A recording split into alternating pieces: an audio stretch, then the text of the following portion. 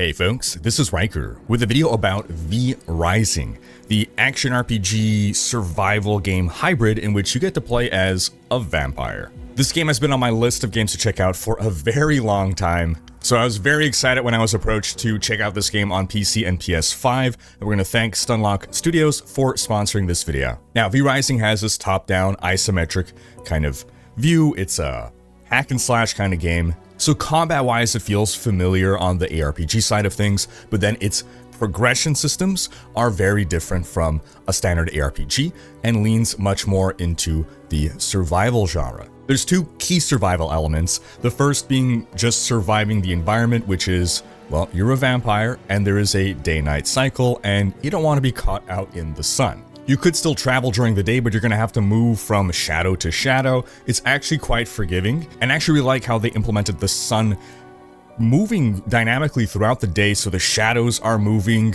which gives you a chance and opportunity to move again from shadow to shadow. And I'm given to understand that possibly later in the game, you are also able to build up some amount of sun resistance to maybe survive a little bit better in the sun. The other major survival aspect is managing your blood. Survival games often have a hunger mechanic.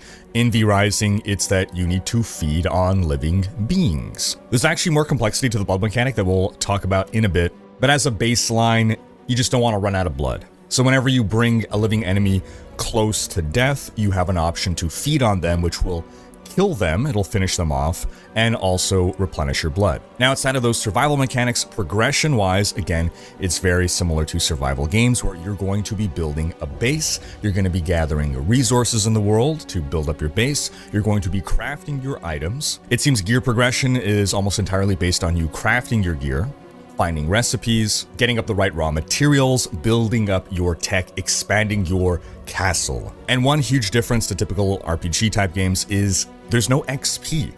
You get nothing by just killing monsters. You get whatever materials they drop, but your empowerment of yourself is all based on your gear. The gear that you wear is going to give you a gear score, and the higher your gear score, the more powerful you are. Enemies are going to have a level, and how your gear score compares to their level determines basically how strong you are.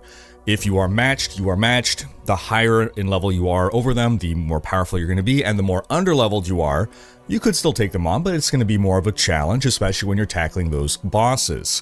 And are there bosses? That's sort of how the narrative is set out in the game. There's no story. It's this big open world that you're in with many biomes. There are different bosses to tackle at different levels, and every time you defeat a boss, or each of these bosses has something that's going to unlock for you once you defeat them. It might be some kind of a power, like there are some special vampire powers that you will unlock, like transforming into a wolf, a bear, a rat. And then there's also tech upgrades locked behind certain bosses as well. Now, when you first make your character, there's no class to pick from. You have a lot of customization options. They're entirely cosmetic. Your class or your build is going to be defined by what gear and weapons and spells and all that stuff that you're taking. Now, as you progress through different tiers of gear, at some point, not only does gear have different like item level or gear level, but you also get set bonuses. You can equip 4 pieces of a set, and you will have different set bonuses depending on what sets you go with. That'll facilitate different play styles. Now, a bit more about that blood. So, the blood mechanic is actually quite deep.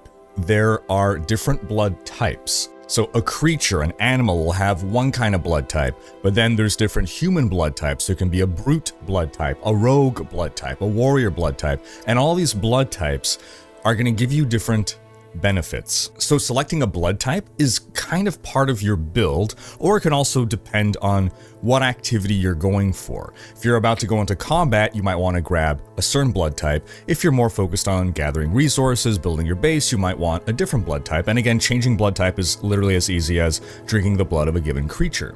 Now, the other part of the blood type is the blood quality, which is expressed as a percentage, and the higher the percentage, the higher the quality blood there is, with 100% being the maximum possible.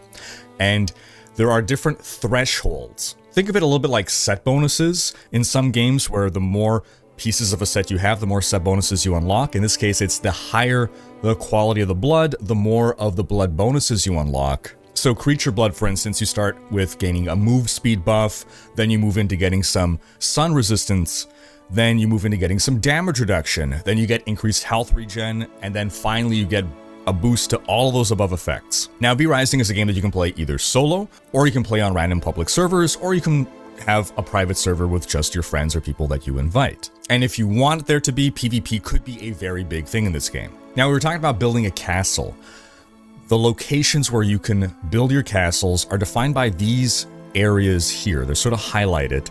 And my understanding is in public servers, it could be a little hard, especially if there's a lot of people and you're not in early, to find one of the good spots. The base building aspect is rather robust. You can make some pretty cool looking castles. You can make castles with multiple floors. You're going to have roofs automatically built just by making an enclosed room. You want to do that, one, just to have a roof over your head for the sun, but also a lot of the crafting stations are going to operate more efficiently if they have a roof over their head. And there's other optimizations to be had as well with the base building. Also, if you don't have a roof, there are other ways to just get shadow in your base. There's a specific upgrade or a specific thing you can build in your base that's going to create a sort of mist that's going to keep you safe from the sun at all times. But you got to fuel it with bones. Now, up to this point, I haven't spoken about the difference between playing on PC and PS5 very much, because it turns out the game's pretty much identical. The only difference that I can really see is in the user interface, which you can sort of see whenever we're in one UI versus the other, and the control scheme, obviously using keyboard and mouse versus using a controller. And I want to wait for talking about the base building to talk about this, because I expected, I'm mostly a mouse and keyboard kind of guy, I expected base building on PS5 to be a giant nightmare. And it wasn't. It was actually, it felt really good. It works really well. And neither the PC version or the console version feels like it's just a port of the other. The UI, the control schemes, they all feel like they're naturally made for the given platform. I had to sort of relearn where, things are on PS5, but they're all put in a much more organic and natural place that is better conducive to the controller. I should also note that there is no crossplay and no cross progression, unfortunately. And I think my favorite aspect of the base building actually is how forgiving it is.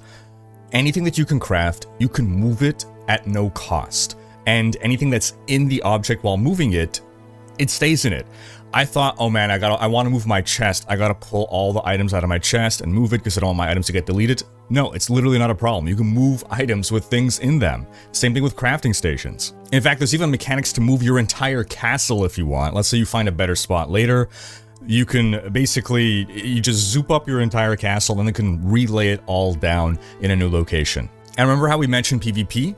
Yeah, there can be full-on castle versus castle warfare. You can go raid the enemy's castle. I haven't done this myself, but I hear stories. Another thing that I should mention is when you're creating your game, assuming you're not just joining someone else's server, if you're creating your own server, your own instance, you have so many customization options on changing the game in different ways to better suit your desires or your playstyle. For instance, if you're playing solo, you might want to dial up the amount of resources you get while harvesting. That's what people recommended to me while I was playing this on stream. You can make the game easier, harder. There's different difficulty modes just right off the bat. But then even then, right, if you want, the day to last longer, or rather, if you want there to be fewer sunlight hours in the day, you can make all those changes. You can set whether you drop all your loot on death, so that if it's PvP, you can fully loot an enemy's body, or whether you're just dropping what's in your inventory and not equipped items. Now, while blood type is one smallish part of your build, other parts of your build are going to be your gear plus your